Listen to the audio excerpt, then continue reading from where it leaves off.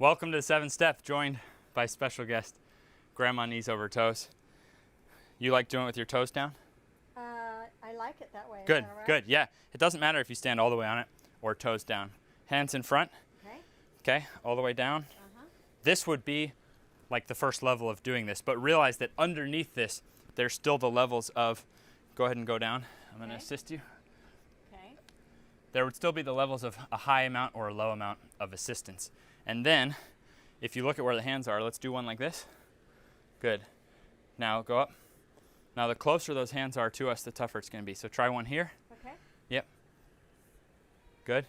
And now try one hands behind the back. Okay. That's gonna be pretty challenging. She's got it.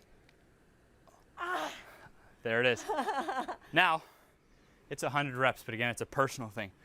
So if you just pause there, boom, down, flex, repeat. Flex, repeat. That would obviously be more challenging. You can take as many breaks as you want. You can work at whatever level you want. Last thing I'll say is this. All I think you really have to think about is think about your glutes and try to get them to touch your heels. Think about those glutes, get them to touch those heels. Touching. Do they touch? Now, not everyone's glutes will touch their heels, but that's all you have to think about on this. And then when you go up, try to think about keeping the chest up. Chest up. Wonderful job. And you did some hands behind the back. All right. She's gonna get even more athletic in her late 60s and 70s than she is now. So when we're on the board, the feet can be facing forward because the ankle is really the only thing that's bending there. But if you don't have a board, you'll wanna turn your toes out because now it's not just the ankles bending, it's actually the toes bending, and the toes go diagonally.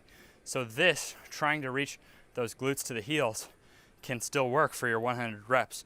But if you go here, yeah, it'll work, but it'll feel kind of awkward at the bottom because your toes go like that. Your toes aren't straight. So having the heels in, trying to reach those glutes to the heels, that will really lock in the form.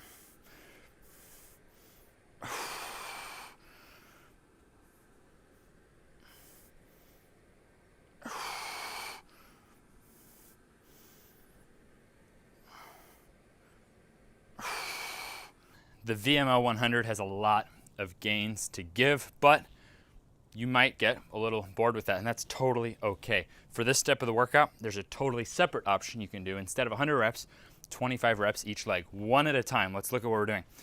5 levels of single-legged VMO squat, just as we have 5 levels of loaded VMO squat. So a high amount of assistance would be level 1.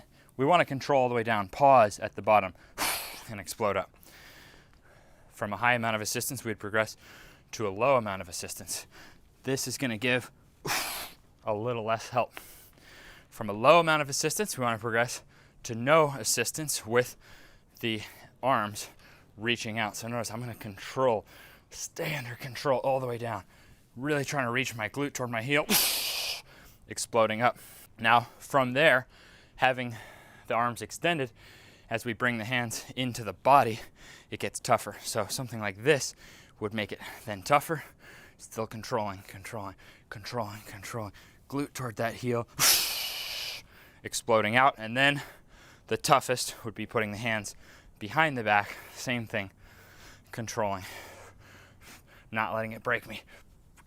Pausing without bouncing, glute to the heel, and getting through it. So there, even for some of the strongest legs in the world, you can give yourself a challenge by doing 25 in a row, one at a time, taking your time, every rep, trying to make it a masterpiece.